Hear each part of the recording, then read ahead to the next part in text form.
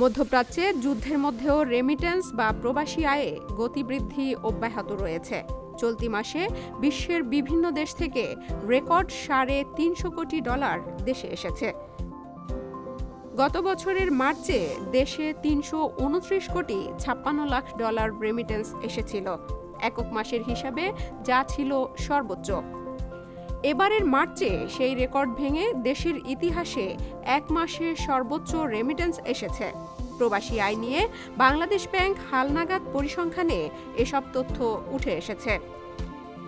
প্রতিবারই দুই ঈদকে সামনে রেখে পরিবার পরিজনের বাড়তি খরচ মেটাতে বেশি বেশি রেমিটেন্স দেশে পাঠান প্রবাসীরা।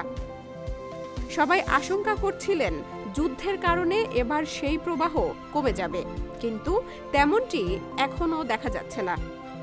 তবে সংশ্লিষ্টরা মনে করছেন যুদ্ধ দীর্ঘ হলে নতুন কর্মসংস্থান কমে যেতে পারে, পাশাপাশি প্রবাসী আয়ের প্রবাহেও ধীরগতি দেখা দিতে পারে।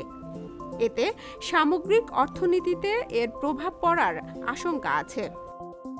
সরকারি পরিসংখ্যান অনুযায়ী গালফ কোঅপারেশন কাউন্সিলভুক্ত তেল সমৃদ্ধ 6টি দেশে বর্তমানে প্রায় ৪৫ লাখ বাংলাদেশি কর্মরত। কেন্দ্রীয় ব্যাংকের হিসাব বলছে, চলতি অর্থবছরে প্রথম ৮ মাসে মোট প্রবাসী আয়ের প্রায় অর্ধেকই এসেছে জিসিসিভুক্ত মধ্যপ্রাচ্যের এই দেশগুলো থেকে।